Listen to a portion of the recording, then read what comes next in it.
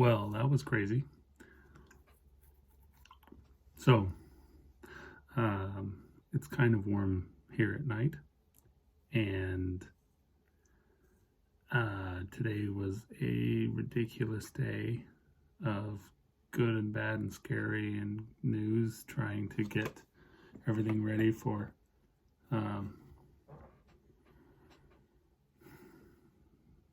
school and visa and staying here, and so I couldn't sleep.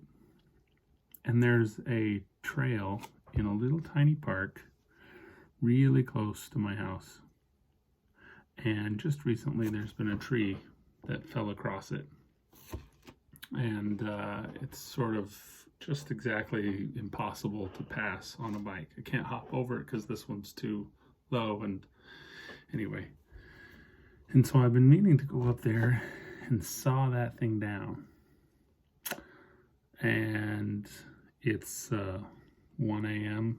It's almost 2 now. So I lay there kind of thinking, is that too weird? I mean, there's nothing illegal about cleaning up the trail in the middle of the night, but I don't really want to walk around the neighborhood with a saw, like, don't mind me. So I kind of debated which is weirdest, to go in the day or in the night, but it's the middle of the night. I figured it's the middle of the night. So I carefully put together my light and my little backlight, and got my helmet and my gloves, and everything was all set and ready to go, and yeah. And got the saw and quietly went down the driveway so that I wouldn't disturb my neighbors, and then turned on my light as I was going down, as I entered the street, and pedaling all the way over there, trying to not look weird, because any car that passes and I have a saw with me. So I tried to kind of angle it in a way that they couldn't see, and whatever. I get over to the park, and I know exactly where this spot is, so I use my light right up to the spot, and then I turn off my light and go through the bushes and start sawing. And I don't want to make a bunch of noise, like the nearby neighbors might hear, like, sawing in the middle of the night. So I try to do this quiet, sort of gentle and I am just going, and I'm trying to keep my eyes and ears perked for, any whatever, and I'm whatever into it. The tree starts doing that really loud popping. When trees fall, the little fibers are the last ones, the string, that they snap, pop, pop, pop. And I'm going along, and it's popping, and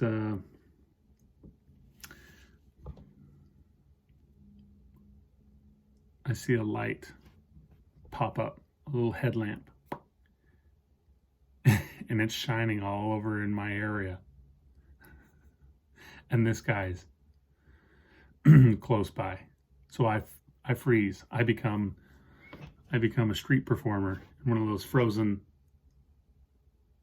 And he's shining his light for a long time, 2 minutes something, and I am stone cold because I don't know if he can see me. I'm kind of behind this tree. It's really dark underneath all those, and I have no light on. And he's shining his light, and this guy's 15 feet from me. Yeah.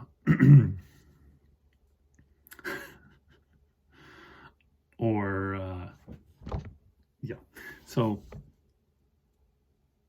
then he finally turns his light off, and I transition into the ultra slow motion street performer, just the slowest of slow motion, to creep across and to put my hand on the tree so that I can balance and move my leg in ultra slow motion.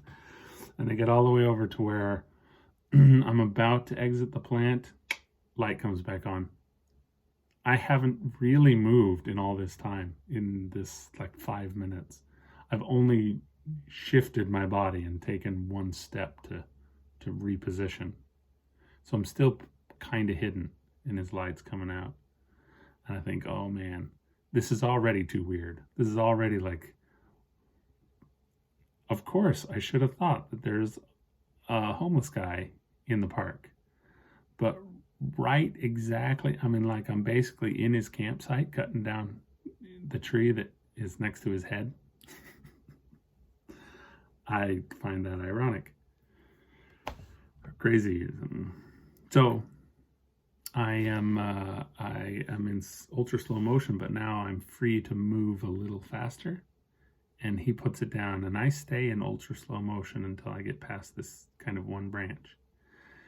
And then I figure, well, he must know I'm here. He woke up to the sound of sawing. And I can see that there's another sort of orange light way over there. What is that orange light about? And it's much further away. It's, I don't know. It's hard to tell distance out there, but I'm going to say at least 100 feet, if not 200. But it's another light. It's another small light, not like a distant street light or something. Okay. So I kind of hedge my bets and pick in between, and I try to just move silently, but no longer the street performer slow motion. And I skedaddled. I picked up my bike. I even carried the back wheel so that it wouldn't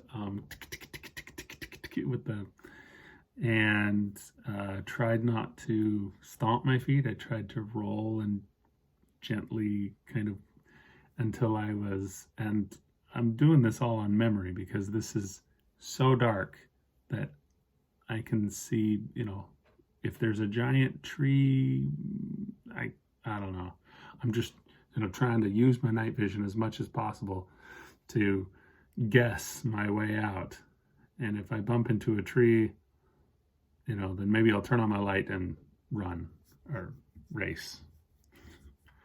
But I managed to get all the way out of the park without turning on my light.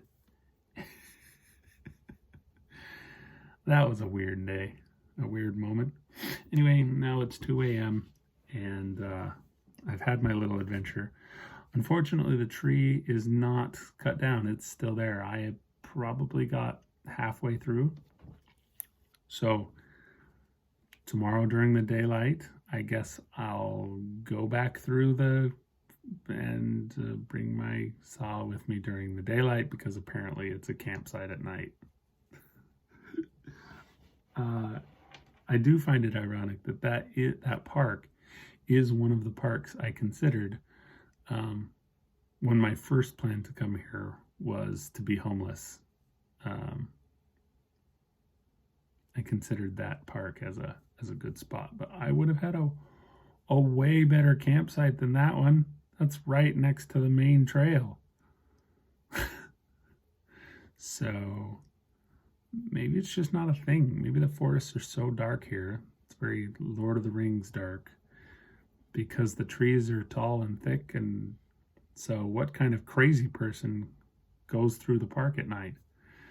Which I've been riding through that park a couple of times, just racing through on my bike with light and whatever, a few times. Not this late at night, after dark. I wonder if he or others were there when I was zipping through. All right, there's my little bonus story. Good night.